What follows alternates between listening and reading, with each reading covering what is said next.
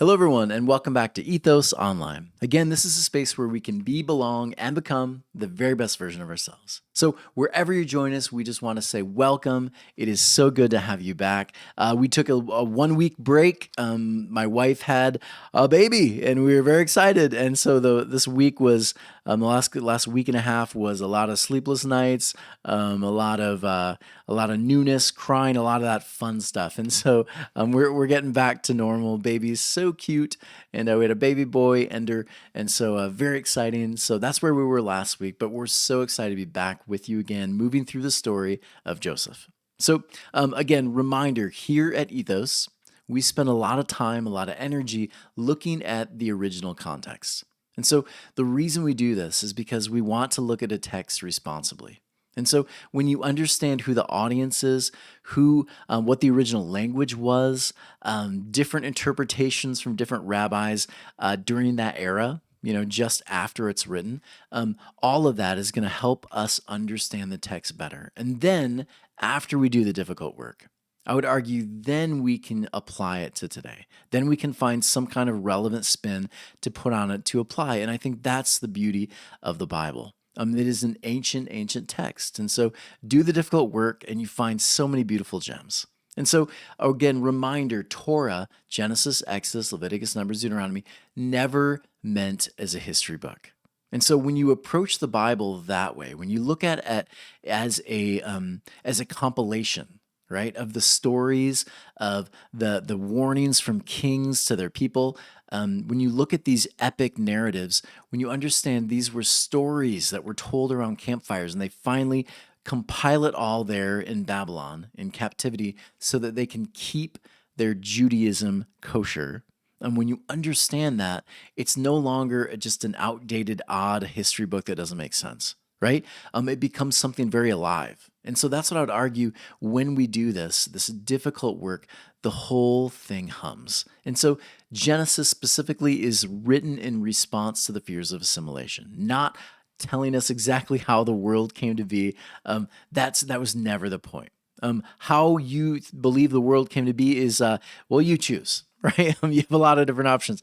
Take it literally or not, but there is beauty there to be found. And so that's what we do at Ethos. We find that beauty, we bring it out, we discuss the relevance of today. And so today we're going to move through Genesis. We're going to delve into chapter 40, and Genesis 50 is where we end. And so today we're going to look at some dreams, right? And so reminder, Joseph, not just a story about some kid with a cool coat, right? This is a story about Israel. Joseph is Israel miniaturized. And so when you read it, remember, Israel went through captivity, right? They were in Egypt, they were in Babylon. They follow the same trajectory that Joseph does, or I should say Joseph follows the same trajectory Israel does. And so if you're a Jewish person, you're reading this story, you're not taking it as literally as most people do today. What you're doing as a Jew back then, you're reading this and you're finding hope for your people in a time of captivity. And that was the purpose, the main reason for this piece. And that's why it was so beautiful. It brought so much hope and encouragement for those people at that time. And so now let's delve in. Here we go. Chapter 40, 1 through 15 is what we'll read today. So, and we'll read one of the dreams, not both. So I'll give you a little heads up. Here we go. Now it came about after these events that the cupbearer, so again, these events, if you remember, Joseph got wrongly accused, right, by Potiphar's wife. He's sent to jail, right, prison. So this is where we pick up. Now it came about after these events that the cupbearer of the king of Egypt and the baker sinned against their master, against the king of Egypt. This is the Pharaoh.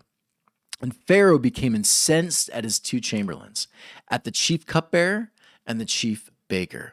And he placed them in the prison of the house of the chief of the slaughterers, into the prison, the place where Joseph was imprisoned, right? Potiphar.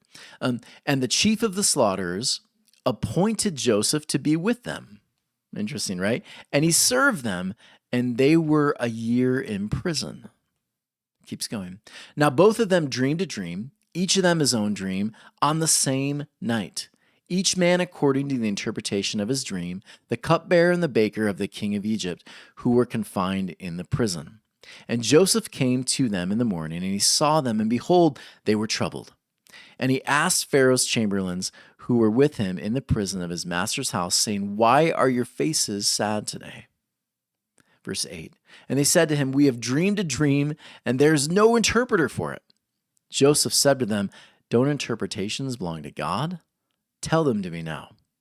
So the chief cupbearer related his dream to Joseph, and he said to him, In my dream, behold, a vine is before me, and on the vine are 3 tendrils, and it seemed to be blossoming, and its buds came out, then its clusters ripened into grapes.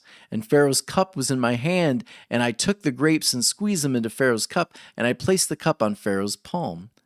And Joseph said to him, This is the meaning.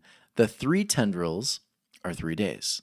In another 3 days, Pharaoh will number you with the other officers, and he will restore you to your position.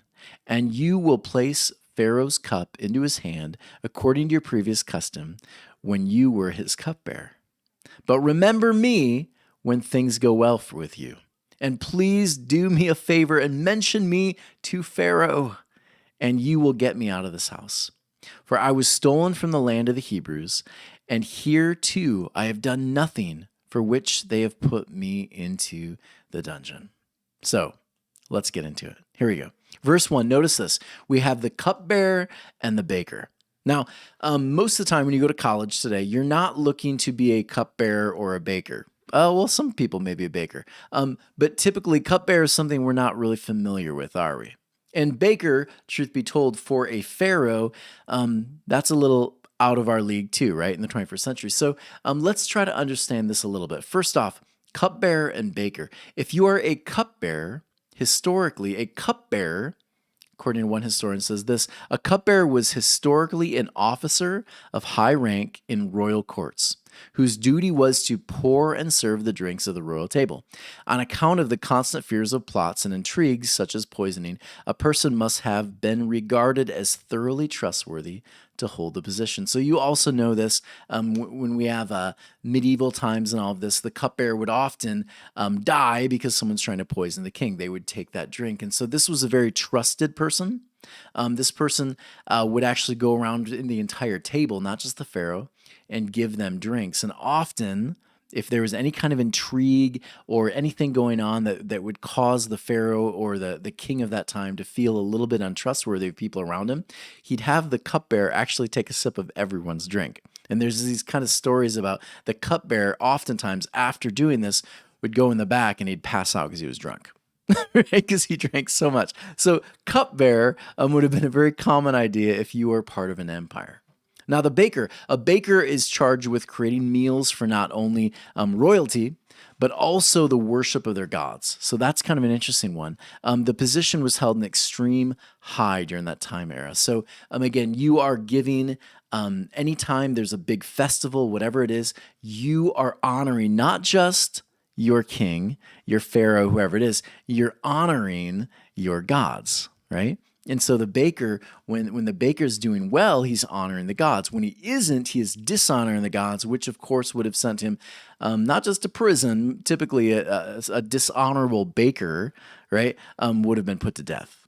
So these two positions, very high positions in this time era, kind of interesting to know a little bit of the history. So let's keep going. They sinned against their master, against the king of Egypt. So again, they have essentially done something very dishonorable, right? They've essentially done the thing that they weren't supposed to do, and now they're sent off. There's an interesting rabbinical tradition here regarding this. So Rabbah, he says this, regarding this one, the cupbearer, there's this funny tradition. They believe that a fly was found in his goblet. Right? For us, we think, who cares, a fly? Throw it out. No, not for the pharaoh, right? If there was a fly, that would have had some interesting intrigue of like, oh, there's death, right? There's something bad that's going to happen. If he missed that, then he would have been put to death. So rabbinically, they have these little kind of interesting little midrash stories. The fly, that's the reason he was there. And concerning the baker, a pebble was found in the bread. So when they were chomping down, they believed that right? So midrash stories, they add these interesting stories to it. Real, not, doesn't really matter, but it's interesting to me when I read it. I thought, oh, all right, nobody wants a fly. No one wants a rock in their bread. Got it. Good. Verse 3. And he placed them in the prison of the house of the chief of the slaughters, again, Potiphar's house, into the prison, the place where Joseph was imprisoned, right? So again, we're kind of setting the stage here now. Israel, again, they believed God always opens opportunities in the middle of chaos, right? So every time they're thrown into exile, right? Every time another empire takes hold of them, Jewish perspective is there's going to be an opportunity. Even though things are terrible, there's weeping, there's gnashing of teeth, there's going to be an opportunity. And they lived on that hope, right? I like what Isaiah 45:1 says. Thus does the Lord to Cyrus's anointed, whom I have taken by the right hand to subdue nations before him and to loose the loins of kings, to open doors before him so that gates will not be shut. Again, interesting. God is using this heathen king, right? The belief was even the kings, right, of the conquering nations will be used by God, right? Even the divine will open opportunities for them. And every experience can be a blessing. So for Jewish people, what a remarkable way of viewing life, right? Every opportunity, there's something there. If you just delve in deep enough, there's something there. And it reminded me today of Jesus, Luke 11:9. So I say to you, ask, it will be given to you, right? Seek, you'll find. Knock and the door will be open to you. And oftentimes we forget this. Doors are closed, right? But if you're knocking, if you're looking, if you're seeking, right, you're going to find the opportunity that's going to be open to you. And then so for Israel, again, the idea here, the deep, interesting idea is whether we're in captivity or not, the divine's going to open an opportunity. A divine opportunity will arise, right? Something's going to come up. Be prepared. Just keep knocking. Just keep looking. Don't give up hope, right? Freedom is on the other side of this. And that was the beauty for Israel when they're reading this. So good. Verse 4. And the chief of the slaughters appointed Joseph to be with them, and he served them. So the word with here is interesting in this interpretation. The word actually means to be over. And I like this, just again, this is not super deep, but the idea here, even though he's over these men, right? Even though he's been placed over them, he serves them. And I found that really kind of fascinating. A really powerful statement about servanthood, right? Learning to love others, serve others, take care of people's needs. And so even though he has this high position over them in prison, which again, high position, but he takes care of them. He serves them. So good, right? So interesting. Verse 5. Now both of them dreamed a dream. So here comes the dream. Each one his dream on the same night. Each man according to the interpretation of his dream. The cupbearer and the baker of the king of Egypt, who were confined in the prison. So there's an interesting Jewish interpretation here, right, for dreams. So understand this. If you're a Jewish person and you hear dream, you immediately understand in this story, there's about to be something kind of foretold that there's some interesting foreshadowing, right? So the dream is going to be about that person, but the dream, if you're an Israelite, is also going to foretell something for you in the future, right? Something that you're going to experience. And this is how they often would read it. And so understand this, Jewish people, for them, they have this interesting perspective on this because in 16, verse 16, which we don't get to today, we're only going to 15, there's an interesting perspective here that I'll show you, which has caused rabbis 200 years after Torah is compiled, right, in 70 AD, after this, there are these interpretations of this that have kind of been lost on us in the 21st century. We don't see this anymore. So I want to share with you this perspective, which I really find interesting. So its midrashic meaning is that each dreamed both dreams. So notice this. This is how the Jewish people who wrote this piece interpreted it. The cupbearer had a dream about his dream, but he also had the dream of the baker, and he understood the bakers. He understood the baker's dream. Interesting that he did not understand his own dream, right? And there are some interesting rabbis that will go on and on about how, yeah, oftentimes we're very good at pointing out other people's problems, but we're not able to identify our own, right? So there's a ton of different places to go with this. But the belief, again, is that in Midrash's meaning, it is that each dreamed both dreams, meaning that each dreamed his own dream and the interpretation of his companion's dream. That is the meaning of what is stated in verse 16, which we won't get to today, but I'll read it. Now the chief baker saw that he had interpreted well, right? So the chief baker hears the cupbearer's story, right, of his dream. The cupbearer knows what happens in the cupbearer's dream, and he understands the interpretation already. So he knows that it's interpreted well. Interesting. Yeah, I love this stuff.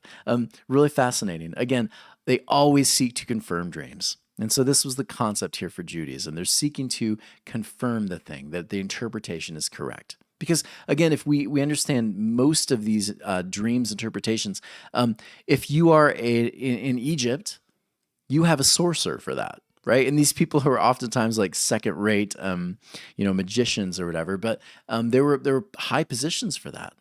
But for Joseph, he says, no. The divine is the one that interprets dreams, right? The divine is the one. It's not me, it's the divine. And so oftentimes you'll see Joseph kind of putting it back to, no, this is the divine interpretation, not just some sorcerer, right? So good. Here we go. Verse 7. And he asked Pharaoh's chamberlains, we kind of went ahead, didn't we, who were with him in the prison of his master's house, saying, why are your faces sad today? So again, he takes notice of the people around him. Right? I like this. Again, I never noticed this before.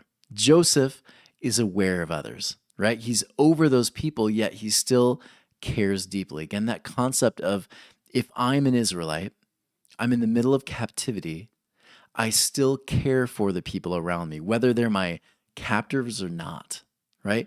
I still take care of them. I still care about what they're going through, who they are, what kind of issues they're dealing with. I still care about them, which again would have been so interesting. And when you look at Jesus and how he responds to enemies, his message is not a new one. They were singing it all the way back here through the story of Joseph. Love your enemies, take care of your enemies, be aware of them, look for their well-being, right? It was way back then. So good. Verse 8, don't interpretations belong to God? So again, we talked about this. Egyptians, they had their own interpreters. Joseph says, no. This is a divine one, right? My interpretation is going to be better than all of theirs because mine is a divine one. I don't take credit, right? Interesting stuff. Verse 9, the chief cupbearer related to the dream to Joseph. And he said, in my dream, behold, a vine is before me. And on the vine there are 3 tendrils, and it seemed to be blossoming, and its buds came out, its clusters ripened into grapes. And it says, and Pharaoh's cup was in the hand, and I took the grapes, and I squeezed them into Pharaoh's cup, and I placed the cup on Pharaoh's palm. So again, interesting stuff. The dream, of course, to the listener would have been very interesting picture, right? Wine kind of growing into this tendril and into a vineyard, basically, and then putting it, squishing it there, making it into this, and it kind of the circular idea of the vineyard. It's basically life has abundance, right? The cupbearer is going to bring abundant life to Pharaoh. Beautiful. Right? He's bringing abundant life. He's going to bless Pharaoh. Anyone reading that would have made the connection, right? Verse 12, this is the meaning. The 3 tendrils are 3 days. And in another 3 days, Pharaoh will number you with the other officers. He'll restore you to your position, and you will place Pharaoh's cup into the hand according to your previous custom when you were his cupbearer. So basically, Joseph, he's saying you'll be reinstated, right? Because you bring life to Pharaoh's household. And Pharaoh will become aware of it. And when he becomes aware of it, he needs to have you close again. That's what he's basically saying. So verse 14, but remember me when things go well with you. Again, this is such an important verse here. Specifically understanding this is not Joseph, this is Israel. right? Remember me when things go well with you. And please do me a favor and mention me to Pharaoh, and you will get me out of this house. So again, this message, right, would have struck any Israelite reading it right now. They would have been teary-eyed, right? This idea, remember me, right? We have worked, we have slaved for you. We've done so many things for your empire. When you experience blessing, Egypt, Babylon, Rome, when you experience blessings, will you remember our people? Right? Will you let us go? That's the bigger story here. That's what they're thinking. They're thinking of Moses, right? They're thinking of these moments where, will you let us go when we've given you all of this life, this abundance? Will you finally give us freedom? Will you finally remember us? Right? Remember us. This is a phrase over and over again, over 500 times in the Bible. The Jewish people are asking God or different individuals, remember us. Right? Don't forget us. We have brought life. We've done everything we can to bless you. Remember us, Rome. Remember us, Babylon. Remember us, Egypt, right? Remember us. Remember me. It's so powerful. And so verse 15, for I was stolen from the land of the Hebrews, and hereto I have done nothing for which they have put me into the dungeon. And so again, one more reference. This is Israel, right? Israel in the middle of captivity. They were stolen. I found that word really interesting today. Stolen, right? Our liberty was stolen. Our livelihood stolen. Our choice, our family. Remember us, right? It's been stolen from us. Would you please remember us? So beautiful. And again, if you are a Jewish person and you're in the middle of captivity and you're reading this message, the question, of course, that you're going to have at the end of this section is, will our enemies remember us? And then more importantly, will the divine remember us? Yeah. And so we're going to continue on. The cupbearer giving great news, right? You're going to bring life. You're going to bring all of this. But remember the message, God, remember me. So next week, we'll look at interesting implications for the baker's dream. It's going to be really fascinating. I think you're really going to enjoy it. I didn't want to slam them both together. It would have been well over 50 minutes. So we'll stop here, but remember me, right? If you're going to pray a prayer tonight, if you're going to spend time journaling, consider that phrase, remember me. What does it look like to remember, right? If you're doing the prayer, asking God to remember me, what does that look like? Remember me. I am worth remembering. Right? My freedom's worth remembering. The promise is worth remembering. So how do we take it home? Here's what I did. Looking for opportunity in the middle of disappointment. I liked that concept there in the middle. And Deepak Chopra, I'm going to use him today. Yeah, super controversial in some ways, but really enlightened. There's a lot of wisdom there. And so he actually shares some really interesting ideas here for looking for opportunities when you're really in the middle of just like, captivity, right? Things just don't seem to be going your way. So how do we look for opportunity when it seems like every door keeps closing? Here's his advice. And so I'm going to actually read to you some of the pieces that he gives. So number one, he says, take care of yourself. So when everything's falling apart, oftentimes people will go way out of their way to just do a billion different things. He says, no. Stress makes everyone, right, feel as if they're losing control. So he says this, take care of yourself to help restore that control. Follow your daily routine, eating and sleeping. Hopefully it's a good one, right? Take walks, go into nature, seek the company of friends, remain in community with several people different times during the day. Be good to yourself, right? These are the ideas here. They're the things that you can do to really take care of yourself so you can begin opening your eyes to seeing opportunities. So I love that he starts with that. Take care of yourself. Stop, breathe, right? Number two, make a conscious assessment. This one's an interesting one. He says this, ask yourself a key question. Is this a problem I should fix, put up with, or walk away? Think about those three. Is it a problem I should fix, put up with, or walk away? Unless you can answer this question clearly and rationally, your vision will be clouded by stressed out thinking. I think that's so true. And without knowing it, you will be acting under the influence of negative emotions. So you may give into the impulsiveness or fall back to old unhelpful habits. So clarify the inner confusion, get your bearings in a reasonable way. Make sure you are thinking clearly, right? Make a conscious assessment. Make sure, okay, that door is definitely closed. Wait, I overreacted. That door is not closed. That's still an opportunity, right? Make sure to look around and see, did everything really just fall apart? Or am I just being crazy emotional right now? Or maybe it did, right? Maybe I have nothing to lose. And if I have nothing to lose, then I'm just going to jump, right? When you make that assessment, you can make a better decision.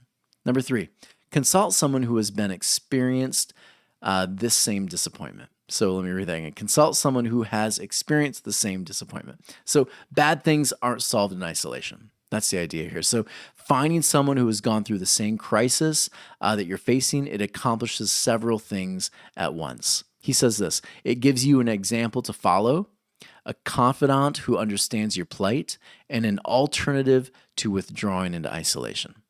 I thought, man, if I had this advice years ago, I really would have been helpful. Victims always feel alone and helpless, right? And so reach out to someone who has proven through their lives that they were not victimized by the bad thing they're facing now. They've gone through it. Reach out to that person.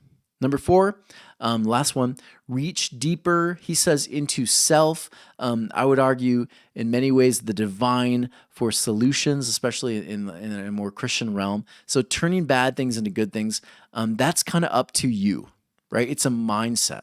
And so no one can be there all the time. And like it or not, crises, they're often all consuming. And so you find yourself facing this inner world that's suddenly full of threats, fears, illusions, wishful thinking, denial, distractions, conflict. The world out there, he says, won't change until the world in here does. And so that's where I would argue doing the deeper deeper work, right? Saying the prayers, taking time to study, working on yourself, those kind of things. When you're able to do that, you can face these issues in a far calmer, more intentional way. And so I like that they're not just 4 steps to do of how to. It's 4 steps that are very intentional to prepare you so that you can find the opportunities when you experience difficult situations. So I love this concept. It was really fun for me today. And I was thinking of Joseph. Every time he goes through issues in this story, he finds opportunities. And it's because he's done the difficult work, right? And again, interesting story, but Israel, right, as a nation went through these things. Right? Think about this. When you look at consult someone who experienced this same disappointment. Well, that's what Torah was, right? Torah, when they're in the middle of captivity, well, they're looking at Joseph. They're looking at Moses. They're reminding themselves, we've been here before, right? When you look at number 2, make a conscious assessment. That's exactly what Torah was for them. It was a conscious assessment of where they've been, where they're going, what's open, what's not. Take care of yourself. This is why they had all the rituals, all the things that they would do, all the laws, right? It was all there to help them when they're in the middle of captivity. Yes. So fun. Okay. Thank you, everyone. This was so much fun today. I cannot wait to get to this next dream next week. But before we do, please consider going to ethos-church.org/donate. We are a tax-deductible donation organization. And so please consider walking with us, sharing these videos. We think there's so much beauty there in the Bible worth sharing. And so share these. We're about finished almost with Genesis, and I can't wait to share that playlist. I hope you do as well. If you'd like to join us live, Ethos Living Rooms is a great place to go. And as always, hit that subscribe button, share those videos. Everyone, take care. We love you, and we'll see you next week.